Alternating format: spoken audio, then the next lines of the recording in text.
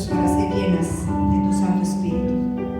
Así te bendecimos, Padre, te pedimos toda tu gloria, toda la gloria, toda la unción, todo el favor en esta noche, Rey hermoso, en el nombre de Jesús. Amén. Amén. Denle ese aplauso bien fuerte a nuestro Padre. Gloria a Dios, démosle ese aplauso fuerte, fuerte, fuerte, fuerte, fuerte.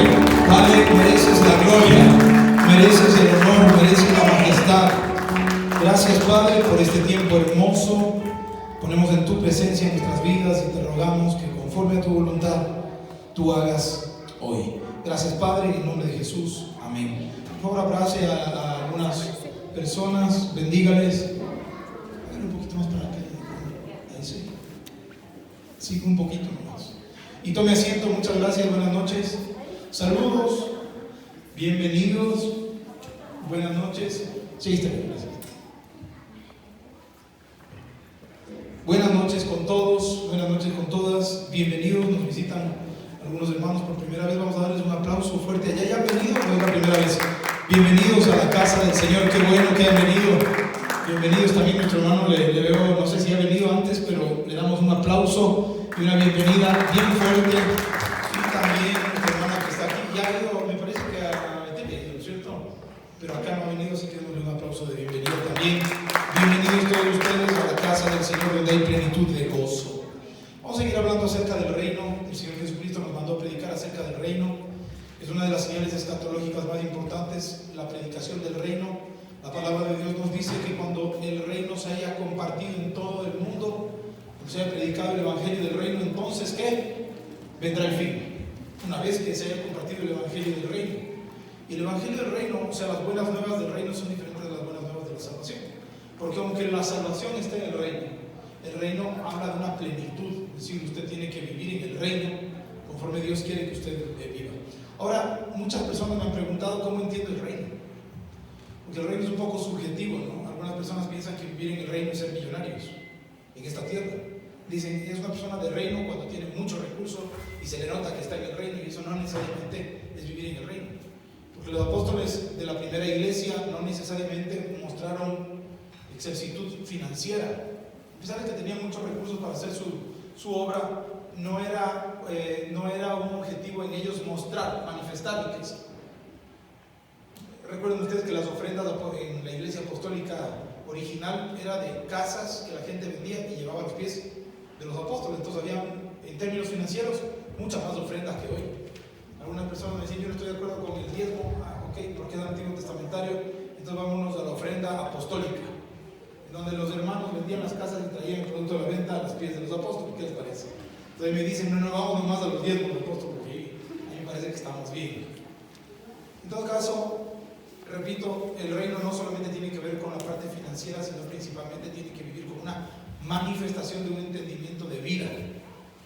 Entonces, tendremos que entender también y conocer lo que es el reino de Dios, que ya lo hemos dicho muchas veces. También saludamos a las personas que están conectando por el tema que voy a tratar el día de hoy. He decidido filmar también hoy la prédica, así que aunque no estamos en vivo, estamos filmándolo.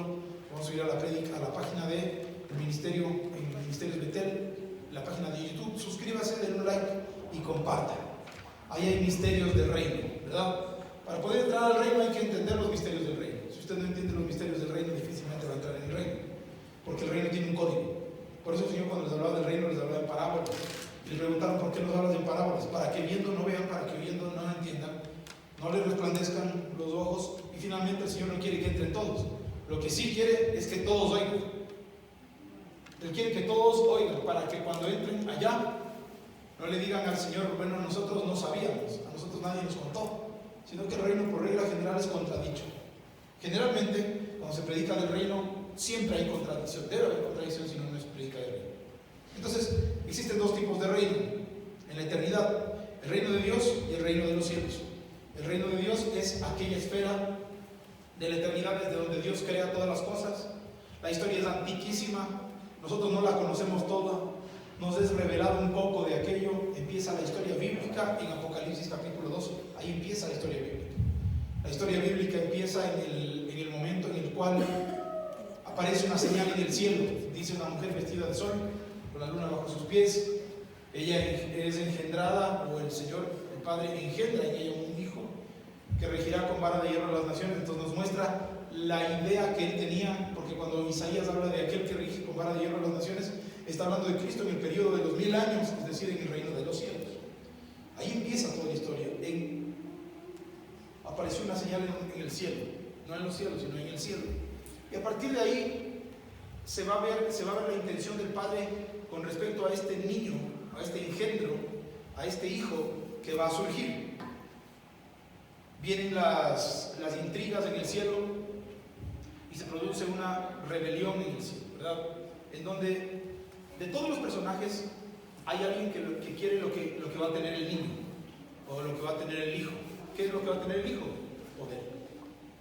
Porque el hijo regirá con vara de hierro a las naciones, además se crea el reino de los cielos para él. Entonces, quien quiere ese poder, quien quiere estar sobre el hijo, es la maldad. La maldad originalmente era la mujer que engendra al hijo. Eso está en la Biblia, no nada, yo no estoy inventando nada, eso ya hemos estudiado. Y luego hay un personaje de todos esos 7 que es opositor, pero acérrimo al hijo. El hijo va a ser el Cristo. ¿Por qué va a ser el Cristo? Y noten que no es el anti-Jesús ni el anti-Jesucristo, sino que es el anticristo. ¿Por qué es el anticristo? Que el anticristo es el que se le va a oponer al Cristo. ¿Y el Cristo qué va a hacer? O sea, ¿cuál es la imagen, cuál es el significado de Cristo? ¿Cuál es? No, Cristo no es. Jesús es Salvador. Cristo es Mesías, gobernante, rey, libertador. A Cristo le identificamos más con la imagen del potente, del que va a ejercer su dominio. A Jesús se lo va a conocer como el Salvador. Jesucristo es el Salvador Rey. ¿Me explico? Ahora, la manifestación eterna no tenía que ver con relación con el pecado, porque el pecado podía darse o no podía darse en la esfera de los hombres. O sea, si el hombre no pecaba, no era necesaria la manifestación del Hijo de Dios como Jesús. En eso estamos claros. Si no pecaba el hombre, el Hijo no tenía que venir como Jesús, y tenía que venir como Cristo, es decir, a establecer su reinado. Lo que tenía que pasar directamente es que Satanás sea encarcelado por Adán, que era el último de las cabezas de ese dragón, que estaba libre, tenían que encarcelarlo. Él tenía que encarcelarlo, tenía que poner bajo los pies del Señor, y el Señor Jesús ya tenía que venir a hacer eso. Como no lo hizo, la maldad se multiplica a través de los hombres. El pecado entra al hombre, no solamente que entra al ámbito de acción del hombre, sino que entra al hombre, entra en la naturaleza del hombre, y el hombre va a manifestar ahora una naturaleza pecaminosa que se va a oponer esencialmente. Note que si el pecado entra en el hombre, la naturaleza pecaminosa del hombre va a llevarle naturalmente a oponerse a todas las cosas que sean de Dios. ¿Me explico? O sea, siempre va a haber una contradicción expresa de las cosas de Dios. La naturaleza pecaminosa que entra al hombre por causa del pecado de Adán se va a oponer a las cosas de Dios y al plan de Dios. Si el plan de Dios era que el hombre sea el gobernante, el plan del diablo será que cualquier otro sea el gobernante y no el hombre, ¿verdad? Va a querer establecer un desequilibrio en cuanto a la percepción. Usted puede hacer preguntas si tiene dudas, por favor. Y empieza el desfile del baño. Entonces, para llevar un registro de eso. Entonces, ¿en dónde me quedé? Ya, todo lo que no es de Dios se va a oponer a Dios. Entonces el espíritu del anticristo, no sé si podemos traer, no están aquí los varones. ¿Qué pasa con los varones?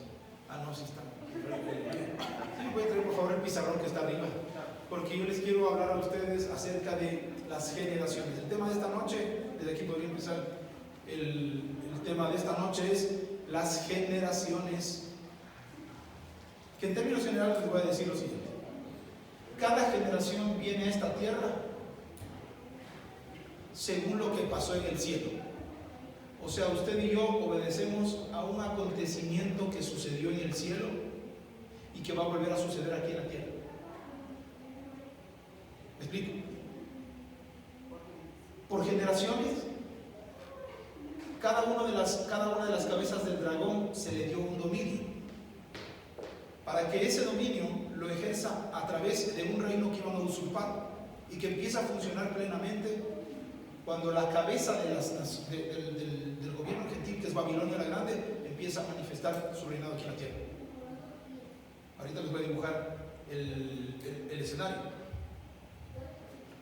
Es decir, hay gente que en Babilonia, al inicio de Babilonia la Grande, desde Babel, pero como Babilonia, no me apaguen las luces.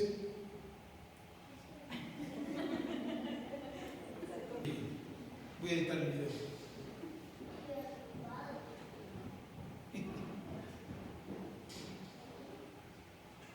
Listo. Entonces, ¿dónde empieza? Vamos al libro de Daniel.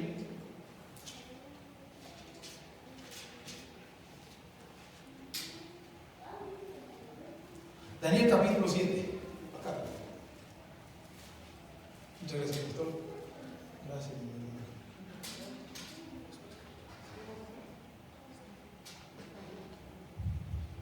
Daniel capítulo 7, hoy vamos a ver la imagen.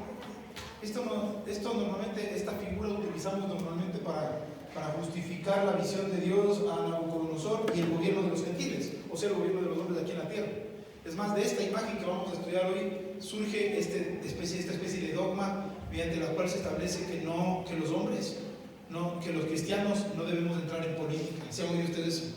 El cristiano no debe involucrarse en política porque eso es del diablo.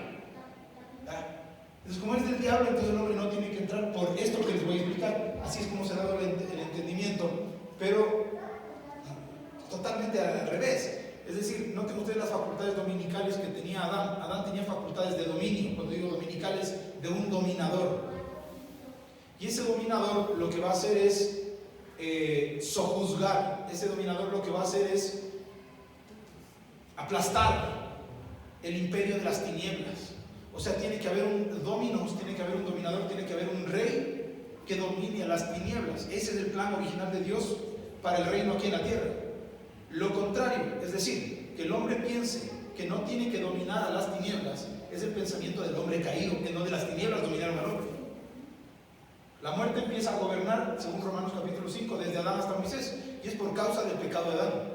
Es decir, que el pecado de Adán y la falta de entendimiento del plan de Dios en la vida de Adán hace que el hombre ceda el gobierno a las tinieblas. ¿Me entienden? Las tinieblas naturalmente ahora, por esta visión que vamos a tener, son las gobernantes naturales. A las tinieblas no les cuesta tanto trabajo llegar al poder bajo este esquema que les voy a mostrar. A los hijos de Dios, en cambio, les va a costar terrible, porque no están en su sistema, no es de este mundo. ¿Me explico? Nosotros somos algo así como un antisistema. Nuestro postulado, nuestro pensamiento y todo lo demás es antisistema. Por eso cuando usted dice, sí, es que es política, y en política tenemos que hacer lo que sea, sí, bueno, si tú entiendes eso como Babilonia, estamos de acuerdo, sabemos de qué lado esto. Pero vamos a ver lo que pasa. Daniel capítulo 7 dice que en el primer año de Belsasar, rey de Babilonia, Belsasar no es Nabucodonosor, Belsasar es el nieto de Nabucodonosor, Belsasar. En el primer año de Belsasar, rey de Babilonia, tuvo Daniel un sueño. Tuvo Daniel un sueño.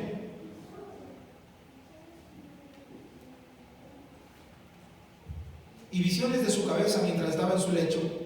Luego escribió el sueño y lo relató, lo principal del asunto.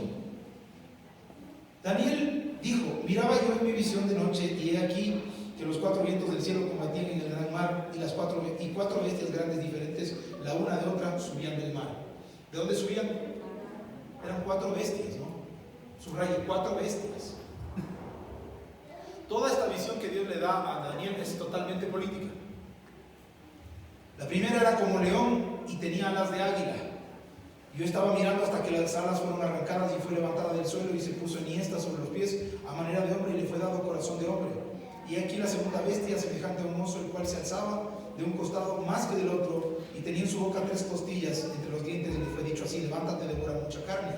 Después de esto miré, y he aquí otro semejante a un leopardo con 4 alas de ave en sus espaldas.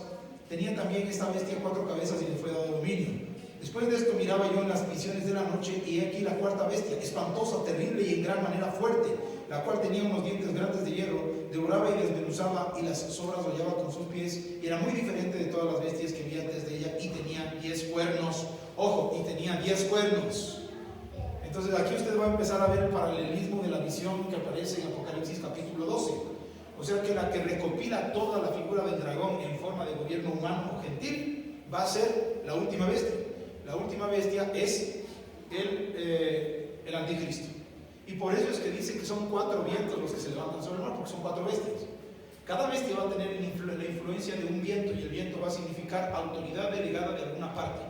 Como suben del mar, el mar es el orificio nato de ingreso o salida de demonios desde el abismo. En Apocalipsis capítulo 13 nos dice que la bestia que sube del abismo viene del mar, y la otra bestia que sube del abismo viene de la tierra. Es decir, la bestia que sube del mar, que viene del abismo, es el anticristo, y el que viene de la tierra es el falso profeta. Entonces, todo poder constituido, hasta aquí vamos a entender que esta es la parte espiritual de lo que pasa detrás de las visiones de poder humanas. Detrás de las visiones de poder humanas hay un poder que les fue dado de algún lado, y por eso usted se va a dar cuenta que la mayoría de los gobernantes van a recurrir a actos y sortilegios brujos y hechiceros, porque si el poder se origina de ahí, tiene que ser constituido y establecido desde ahí. De ahí que un gobernante cristiano no se dejará soplar por los brujos, hechiceros, ponerse esa cuestión del mando no sé cuánto, de la Pachamama. No sé si ustedes han visto que les soplan no sé cuántos cuernos y no sé cuántas cosas, y les dan el bastón de mando según la cosmovisión indígena de la Pachamama. Entonces entendemos que aquí hay falsa profecía, porque la Pachamama es una parte de la tierra, y la bestia que sube del abismo, que sale de la tierra, es el falso profeta.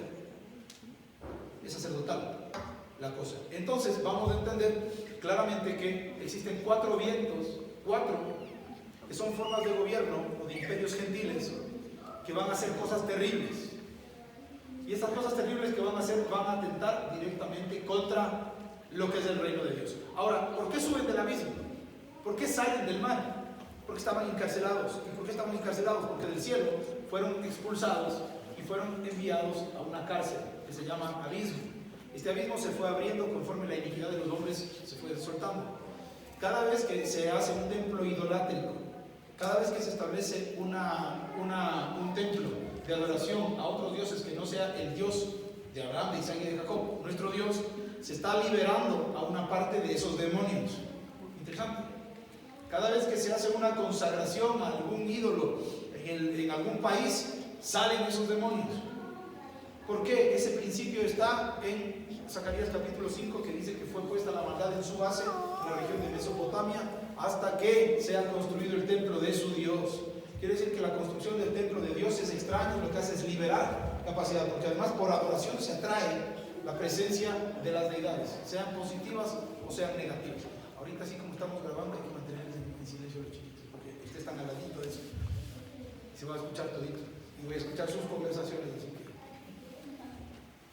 tengan cuidado. Entonces, yéndonos a este punto, vamos a ir un poco más adelante. No, también.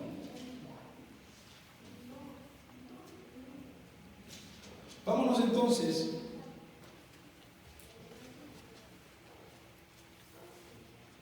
al capítulo número 2,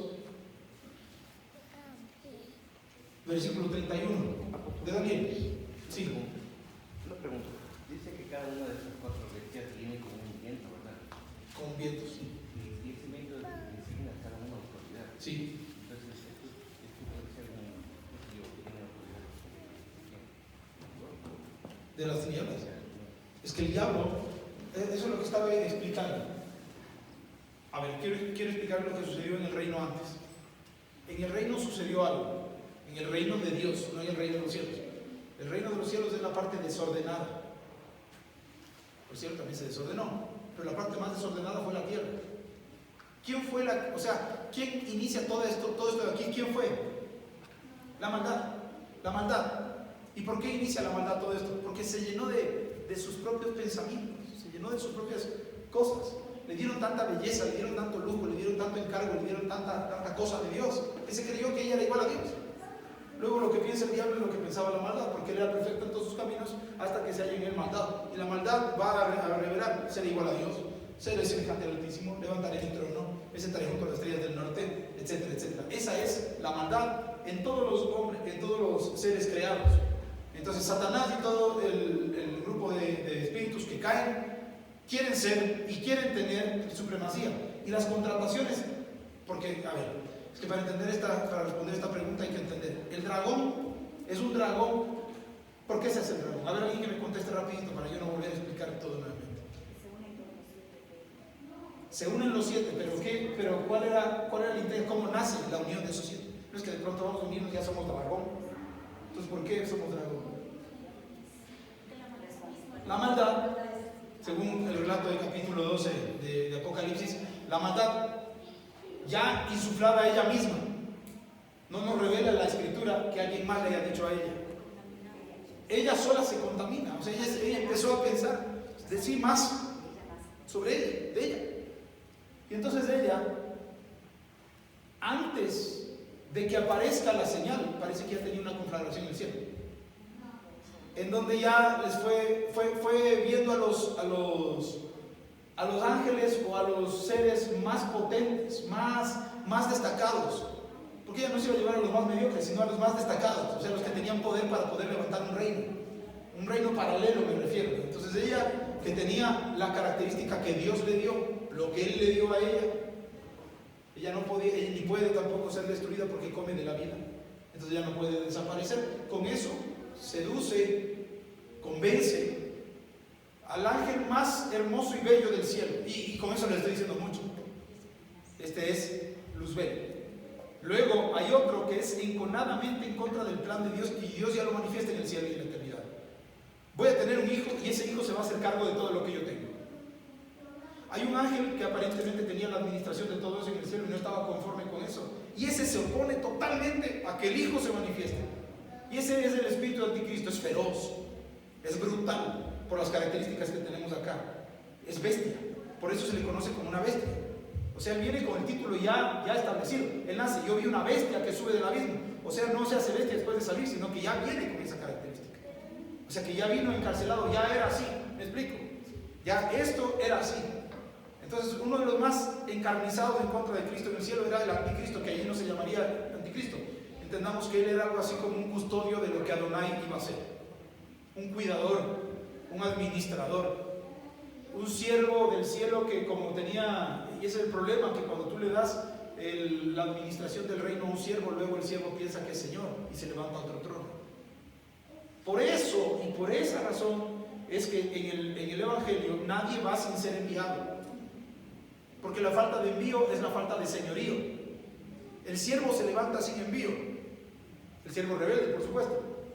Por eso es que la palabra de Dios dice que Jesucristo es el siervo de Dios Padre, porque Él fue enviado. Si el Padre no le enviaba al Hijo, el Hijo siendo Hijo no venía como autoridad a la tierra. Qué tremendo. Así que este no quiere recibir el señorío del Hijo sobre todo lo que iba a crearse, sino que él quería ser igual que Satanás. Él quería ser el objeto de la adoración, ya le gustó la cosa esa que él provocaba y todo lo demás.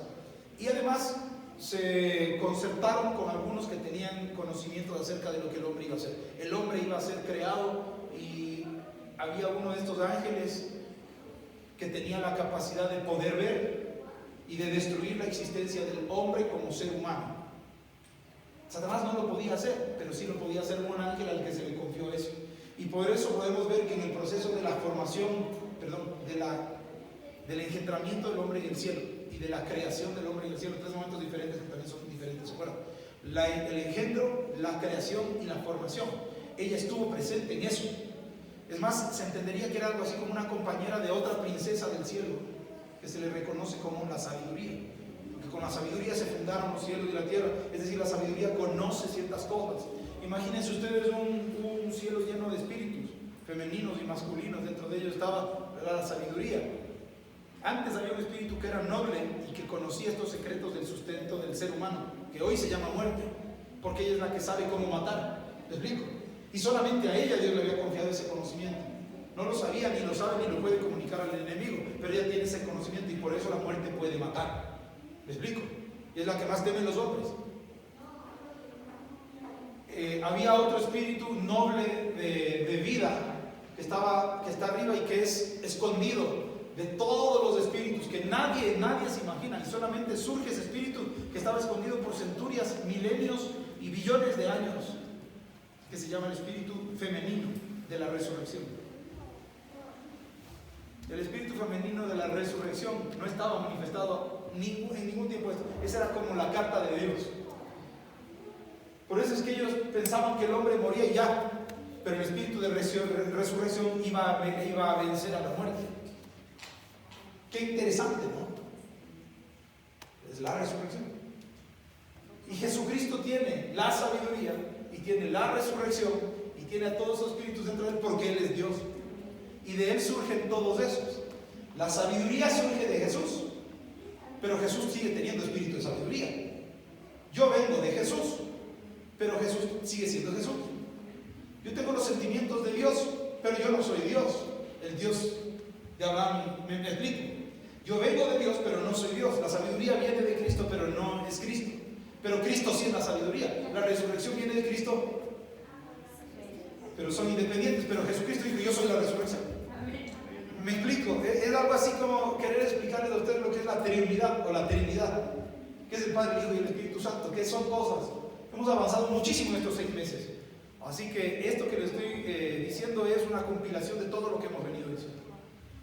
Entonces, se alía con 7 espíritus nobles, pero poderosísimos en el cielo, bien poderosos, encargados de algunas cosas. ¿Y de dónde saca ¿de dónde saca el dragón este diseño? Saca el diseño de las Pléyades que Dios también establece en el cielo, para que hayan ángeles custodios.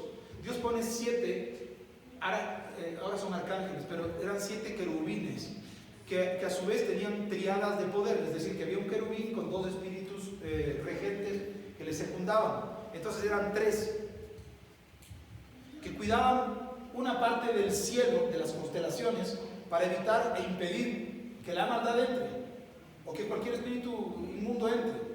Por eso le digo que la historia del cielo es antiquísima, pero eran alrededor del trono. Estos 7 alrededor del trono eran 7 querubines, que luego son 7 arcángeles, que la Biblia católica relata cuáles son los 7 arcángeles. La cristiana se la sacó. En nuestra recopilación no existe.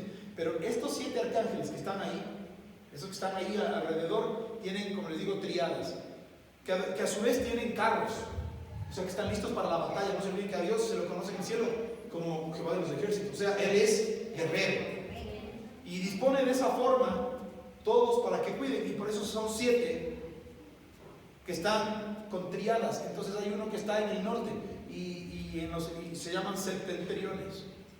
Uno está en el norte y este es Aquilón, de ahí surgen los vientos. Entonces cuando el que está en el norte, Miguel, sale con su carro, ese carro está no precedido, sino seguido de miles de millones de ángeles que están a disposición del Señor. Es decir, en la dirección que el Señor salga siempre va a haber un septentrión que le acompañe.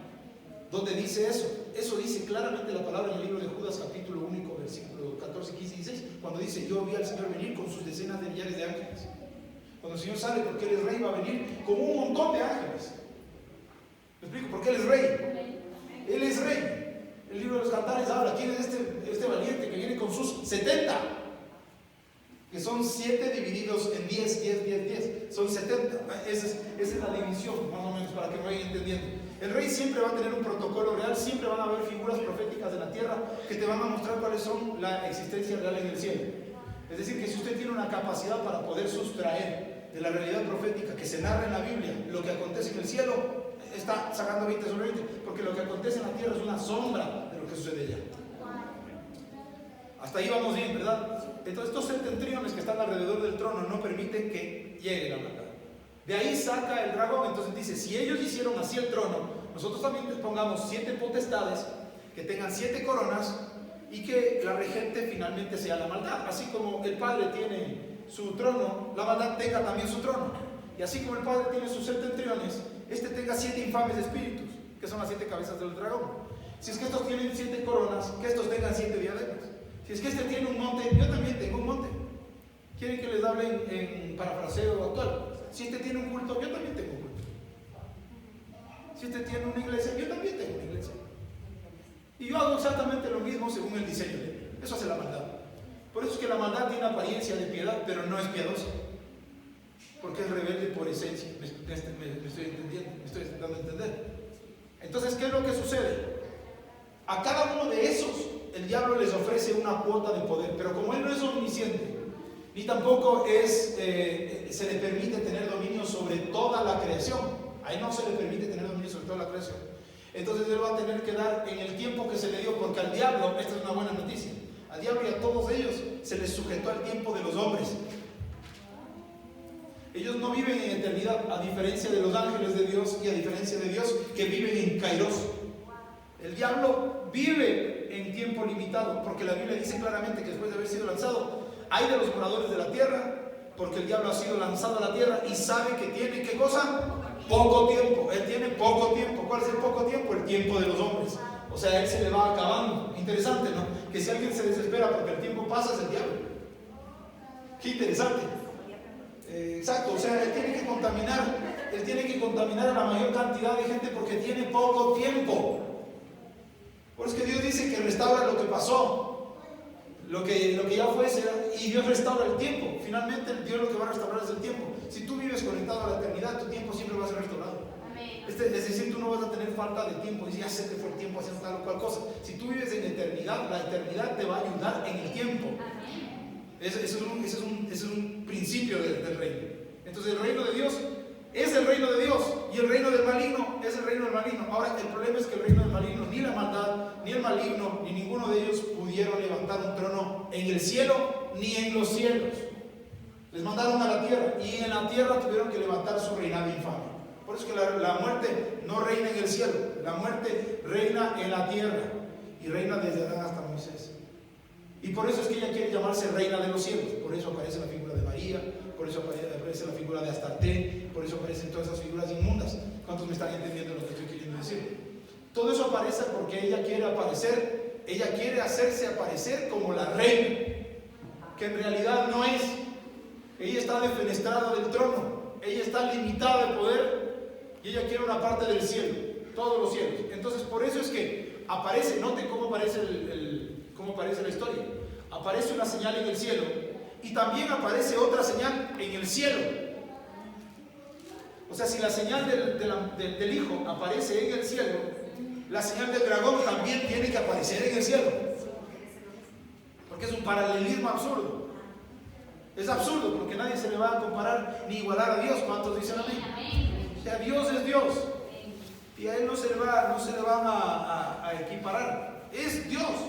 Entonces, como el diablo está sujeto a este tiempo que le estoy diciendo y no puede dominar toda la eternidad, tiene que ofrecer periodos de gobierno a los 7 espíritus. Ahora, el asunto es que al haber sido depravados ellos, es decir, Dios les saca la virtud que tenían y haberse convertido en lo que son. Es decir, la muerte antes de haber sido algo así como una vida excelsa. ¿Me explico? Pues se convierte y es vida. Es muerte. Hades, me imagino que tiene que haber sido uno de los carceleros del abismo, porque se alió con uno de los carceleros del abismo. Pues tenía que tener a alguien ahí adentro, así como ahora. ¿Por qué se meten tantas armas en las prisiones de Ecuador? Tiene que haber un aliado de algún pérfido delincuente que está permitiendo la entrada. ¿Me explico? O sea, la historia se repite una y otra vez, una y otra vez, una y otra vez. Aquí lo que hace falta es un escuadrón que vaya a encarcelar a demonios. Eso es lo que hay que hacer en Ecuador.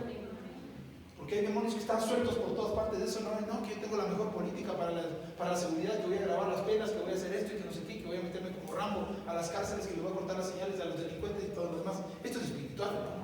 Todo esto es espiritual y Dios le está haciendo así, lo voy a decir, lo profetizo en el nombre de Jesús. Está llegando y se va a llegar todavía más al colmo del colmo para que los hombres abran los ojos y se den cuenta que la solución no está en las manos de los hombres. Los hombres nunca han podido resolver nada. El que pone y quita reyes es Dios. El que tiene la solución para todos es Dios. E Israel te va a dar a ti clara cuenta de cuando había violencia en la tierra de Israel y cuando se estaban exacerbando, hasta que se levantaba uno que Dios ponía. Y ahí se venía nuevamente la paz, la calma y todo lo demás. Mientras no estaba el que Dios, todo se iba y más y peor y peor y peor y peor. Los últimos 30, 40 años de gobiernos que nosotros hemos tenido, por el fruto que vivimos hoy, por el fruto, porque por el fruto tenemos que reconocer, han sido buenos. Lucio se pasaba diciendo cuando uno le va a visitar ahí en la casa de campaña, Jimenita le dice, con Lucio estábamos mejor. Si estuviéramos mejor, no estaríamos. Cada uno es responsable del ladrillo malo que puso. Así que hoy estamos viviendo la consecuencia de 40 años de infamias.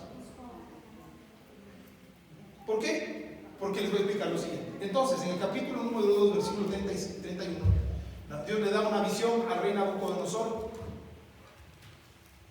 Hoy de mañana escuchaba yo, porque yo me levanto, les hago salir al patio a mis perritos, y cuando regreso me pongo a escuchar reiterativamente, escucha esto, no sé si a ustedes les sirva, pero yo todos los días hago esto, y lo voy haciendo ya casi durante un año. Todos los días, al regresar, pongo desde Apocalipsis 12 y escucho, y escucho. Todos los días de mi vida escucho desde Apocalipsis 12. Todos los días escucho hasta Apocalipsis 22. Y en cada una de las veces que escucho, durante todo el tiempo que escucho, siempre hay algo nuevo. Y entendí una cosa. A la maldad también se le conoce como una ciudad. Y la ciudad de la maldad es Babilonia. Babilonia es el nombre de la maldad, así como la Nueva Jerusalén es el nombre de la esposa del Cordero. La ex esposa de Dios se llama Babilonia. Tiene una ciudad, así como la esposa de Dios al final se llama Nueva Jerusalén. Interesante. Sí. ¿Cómo? Es que Babilonia es la maldad. Y la maldad es un espíritu. Todo es espiritual. Todo es espiritual. Y en Babilonia va a haber poder. En Babilonia va a haber gobierno, que era lo que siempre quiso. Solo que ahora, entonces, ¿cómo empieza la historia? Que ella se rebela contra él. Se da cuenta que no se puede rebelar, pero ya había levantado, incitado a esas 7 potestades. Y las 7 potestades ya se habían conflagrado. Ella parece que en un momento de la historia se retrae y ya no quiere ser parte de esa infame historia. Y entonces el dragón, que ya estaba constituido, es decir, ya estaba organizado, ya se les había ofrecido poderes, no sé dónde, pero ya se les había ofrecido poderes. Cuando ella recibe al niño y da a luz, dice que el dragón va en contra de la mujer y va en contra del niño. ¿Se acuerdan que va contra ella? Es increíble. Y entonces, pero el niño es arrebatado, apenas nace, es arrebatado para Dios y para su trono. ¿Y por qué no se queda con ella? ¿Y en dónde estaba ella? Ella no estaba en el trono de Dios. ¿Y por qué no estaba en el trono de Dios? Porque ya no podía estar cerca de aquello que siempre quiso. Dios perdona, pero toma recaudos. Ya no la vuelve a ingresar cerca de él. No sé si me estás entendiendo. Ella ya no estaba en el trono y el hijo es arrebatado para Dios y para su trono. O sea, que cambia de posición, del lugar con el que estaba con su madre al lugar del trono. Y ahí a nadie le podía hacer nada al niño. O sea, el diablo ya no va a osar estar en el trono de Dios. No se olviden que del trono de Dios tenía piedras vivas, tenía los carbones encendidos y tenía los septentriones. Y sobre el trono están serafines, que son potentísimos. O sea, ¿quién se atreve a ir al trono? Fue arrebatado para Dios y para su trono. Y a la mujer le fueron dadas las alas de la gran águila, dice. Es decir, que ahí recibe ella un contenido fuerte de profecía. Pero antes ya se había choqueado, no sé si me están entendiendo. Ahora recibe profecía, las alas de la gran águila, para que vuele al desierto. Pero el dragón dice que salió en contra de ella, y cuando le iba a destruir, la tierra le ayudó. Interesante escenario, porque la tierra le ayuda y abre su boca y suelta agua y arrastra al dragón, y el dragón entonces ahí viene a ser encarcelado. Dense cuenta que en ese rato es encarcelado. ¿Me entienden? Se queda por ahí. Antes de darle la palabra, solamente para terminar esto de aquí. Pero entonces ella se va al desierto, a la casa primorosa y al palacete o al palacio tremendo que Dios tenía para ella, para que ahí sea sustentada, según la escritura, durante 1235 días.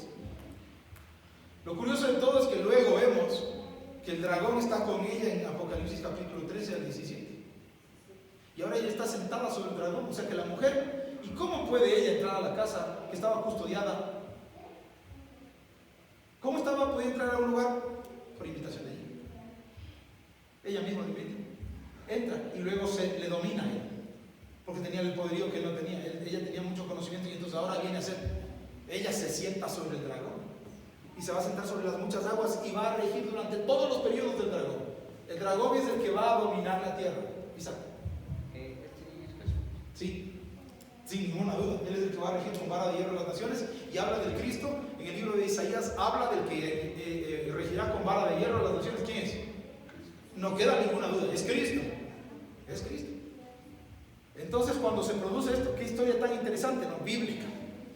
Es bíblico. Esto de aquí no nada de conjetura, sino que está en la Biblia, está en la palabra.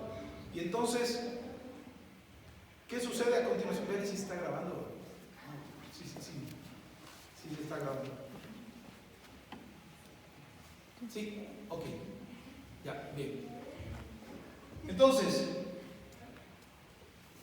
aquí viene el elemento nuevo.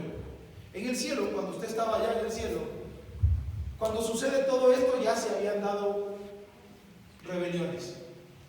Y en el cielo, Dios hace a los hombres y a las mujeres por generaciones. ¿Se acuerdan lo que es el gen? ¿Qué es el gen? Es el espíritu. El gen es el espíritu que va a dar lugar a la creación y a la formación de las cosas de acuerdo con su género. O sea que cada cual es según lo que Dios pensó, y Dios lo hizo conscientemente. Sacó una parte de su espíritu y te lo dio. Y a partir de ese diseño que Él pensó y te lo dio, tú te formaste. Produzca la tierra hierba verde, hierba que dé semilla, semilla que dé fruto según su género. Produzca la tierra animales según su. Es decir, que había algo antes de la creación, de la formación material, que era el género. ¿Y el género en dónde estaba? En el cielo. El género es esa parte espiritual que le va a dar forma a lo material. Y ese es el espíritu. Entonces nosotros tenemos el espíritu, y cuando nosotros fuimos engendrados en el cielo y luego creados en el cielo, porque dice que luego Dios creó al hombre, varón y hembra los creó. Es decir, que la creación de Dios estaba sujeta al género, es decir, al espíritu. Y entonces cuando estábamos acá teníamos un cuerpo diferente al que vamos a tener cuando vamos a entrar a la tierra. Y cuando estábamos en un cuerpo, como dice el apóstol Pablo, vimos con mis discípulos del día lunes, ¿no? ¿Se acuerdan lo del cuerpo celestial, lo del cuerpo terrenal? Una es la gloria del terrenal, otra es la gloria del celestial. Esos eran cuerpos celestiales, no glorificados, pero celestiales. Teníamos antes de venir a la tierra cuerpos celestiales. El problema es que teníamos una cierta dosis de gloria. Y cada uno de nosotros, los que estamos aquí, nosotros nos enfrentamos a un espíritu, o le aceptamos a un espíritu. Es decir, que en nuestra generación de engendrados en el cielo se manifestó un espíritu. Yo estoy seguro que el espíritu que se manifestó fue el espíritu del anticristo, allá arriba. Y allá le dijimos no al anticristo. No, yo no quiero estar con ese. Yo quiero el que es del poder de Dios. Y por eso vine a esta generación también para oponerme al espíritu de anticristo. Pero la primera manifestación del poder aquí en la tierra no fue el del anticristo, porque vimos que es el último de los 4 en forma de viento, ¿sí se acuerdan? Y también es el último de los 7 en forma de cuernos. ¿Sí se acuerdan que el último tenía 7 cuernos? Pero esta visión que va a tener ahora son 7 cuernos, y el séptimo es el anticristo. Entonces el anticristo dice que era el más bravo, el más feroz. ¿Se acuerdan? Este trituraba, desmenuzaba, era terrible, peor que todos los anteriores. Ese era bravísimo, a ese nosotros no lo pusimos. Pero también, escuche esto de aquí, los que en este tiempo no aceptan a Cristo, no hay otra forma, no están en el limbo, no están en la mitad. Tú aquí o aceptas a Cristo o aceptas al anticristo. Y las políticas de Cristo o las políticas del anticristo. Entonces la primera manifestación del poder fue Babilonia. Ella, la cabeza de naciones, de las naciones gentiles. Los que nacieron en la época y en la generación de Babilonia y que fueron gobernados por Babilonia, hacían todo lo que esa figura y ese representante de gobierno decía. Pero había personas que no aceptaron a esa figura de Babilonia, y por eso Dios en medio de esa generación manda a Daniel, manda a Sadrach, Mesach y Abednego. ¿Me entienden qué? ¿Me entienden que la maldad en forma de Babilonia va a ser la pletórica de todas, la cabeza de oro? Es la que manifiesta lo que es la maldad. La maldad es eso. Es bonita, es linda, es rica, es todo lo que ustedes se puedan imaginar. Es la cabeza de todas esas naciones. Pero también es la que ordena que se haga una estatua para que le adoren. Y a esa estatua se le opone un pueblo. ¿Cuál? El semítico. El de Sem. el que tiene la semilla. Por eso es que en un momento determinado la maldad y Cristo no. Por eso es que Cristo es un mandado a la tierra, porque aborrece la maldad y ama la justicia. ¿Me entiendes? O sea, era un requisito que no tenía que estar de acuerdo con eso. Tarde o temprano los no acordables iban a estar en desacuerdo. Tarde o temprano, por cualquier cosa que sea, no iba a haber acuerdo. Entre Cristo y la iglesia siempre va a haber acuerdo.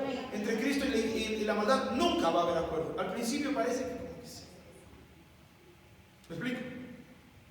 Entonces, dice el versículo 31, porque Nabucodonosor tiene un sueño y ni siquiera se acuerda del sueño, pero Dios le manda codificado. Entonces Dios tenía que hacerle ver que el que conoce todo lo espiritual es Dios y que puede traer a la remembranza. Y cuando le hacen acuerdo, el rey impío se va a acordar y le dice, ¿se acuerda que iba a mandar a matar a todos los magos, astrólogos, caldeos y a toditos de ellos porque no se acordaba nadie, les iba a convertir en muladar a ellos y a todas las familias? Y como Daniel era jefe de los astrólogos y caldeos, también le tocaba su parte. Entonces le dice, no, espérate, yo voy a pedir en oración que Dios me revele a mí. Va a pedir en oración, Dios le revela y le dice lo siguiente: tú, oh rey, veías ya aquí una gran imagen. ¿Qué veía él? Una gran imagen. Esta imagen, que era muy grande y cuya gloria era muy sublime, estaba en pie delante de ti y su aspecto era terrible. Ahí está cómo era la maldad. Su gloria era muy sublime. ¿Y de dónde surge ella? Porque le hicieron un templo a Arioc. Y está en el primer capítulo del libro de Daniel. Dice que cuando llevaron los utensilios de la casa de Dios a Mesopotamia, la maldad es soltada, según lo que también dice el libro de Zacarías capítulo 5, hasta que le hagan un templo a su Dios. Entonces le hacen el templo y ¡pum! Sale la maldad. No se olviden que la maldad también estaba metida en una efa. Si se acuerdan, ella estaba encarcelada, pero cuando sucede esto en Babilonia, ella sale. Gloria a Dios, lo cantó. Por eso es que lo estoy filmando. Yo mismo digo, entonces cuando sale la maldad, así era. Vean cómo era la imagen de la maldad. Esta imagen era muy grande y la gloria de la maldad era muy sublime y estaba de pie delante de ti y su aspecto era terrible. ¿Qué queremos decir como un aspecto terrible? Yo voy a hacer algo así.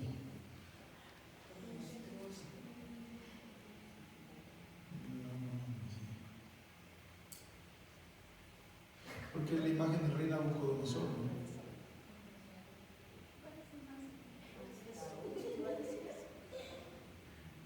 Esto todo le va a parecer Bob Esponja,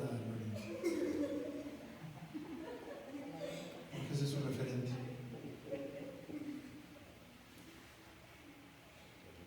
¿Ya? Iba a ser con cuadritos y todo, pero aquí se va a emocionar alguno.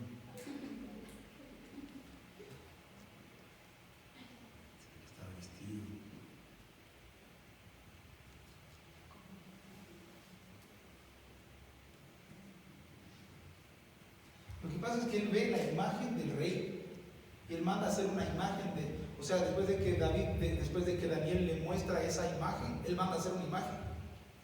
O sea, en vez de arrepentirse, manda a hacer un ídolo. Escucha, este es otro rema. Porque al impío que tú le des una visión, en vez de arrepentirse, va a mandar a hacer un ídolo de esa visión que tú estés viendo. ¿Me entiendes? O sea, a una persona que no tiene entendimiento del reino, no le hables de imágenes y figuras, porque va a ser un ídolo de eso. Entonces, después de que Daniel le muestra, verás, te voy a mostrar lo que Dios te mostró. Era una imagen que la cabeza era de oro, el pecho era de plata, esto era de bronce, lo demás era de hierro, y esa imagen eras tú. O sea, de todos ellos, la cabeza era de oro, ¿no? Tenía más brillo, más resplandor que el resto. Y ese eres tú, rey. Esa es Babilonia. Ahora, ¿qué espíritu le poseía a Nabucodonosor? De la maldad. El espíritu que le poseía a Nabucodonosor era el espíritu de la maldad, pero Dios se encarga de decir, ¿saben qué? El que le hizo imagen a esa señora es mi siervo, o sea, me sirve a mí. Ella piensa que le sirve a él, Nabucodonosor, mi siervo. ¿Ah? La maldad le puso. Porque él le dijo, ella le pone, pero es mi siervo. A ver, ponle tú a tus allegados y vas a ver cómo son mis siervos. Porque yo hago así y ellos me obedecen. Dios es soberano, a diferencia de la maldad que no lo es. La maldad siempre puede tener gente que es allegada, personas que son allegados, pero que no son convencidos. En cambio, Dios hace así y se mueve. ¿Me entienden? Dios es Dios. Dios quita y pone reyes, sí, pero entonces va a decir, ¿por qué entonces está el presidente actual? Dios lo puso. No le eches la culpa a Dios de lo que tú hiciste. Buenas noches. Eso. Dios puso al gobernante actual, no. ¿Y el próximo gobernante le va a poner Dios? No. No. Dios permite que entre. Pero cuando empiezan a hacer tonteras, los quita y los pone. O sea, pero no es que dice, Él va a hacer, y esa es la voluntad de Dios. Es la voluntad de los hombres. Si están votando por lo que votan y luego se van a quejar de lo que tienen. Sí. Entonces, ¿cómo se aplica que Dios quite con las leyes en la práctica? ¿Cómo será entonces? ¿Cuántos vientos son? 4. Ahí están los reyes. ¿Quién hizo eso? ¿Quién determinó que sea así? ¿Quién determinó el tiempo de los gentiles? ¿Cómo se organizan los gentiles? Organízate como tú quieras. Pero este es el pueblo para este tiempo. Este es el viento para este tiempo. Ahí los gobernantes pondrán ustedes. Yo soy el que pone el espíritu de gobierno aquí, el espíritu aquí, el espíritu acá y el espíritu acá. Ustedes van a hacer ejercicio de su libre albedrío. Y cuando se jalen, clamen y van a ver cómo yo hago para retirarles. Porque así son toditos. El quita y pone. Todo está sujeto a la voluntad de Él, pero en la organización es como aquí, por ejemplo. Voy a decir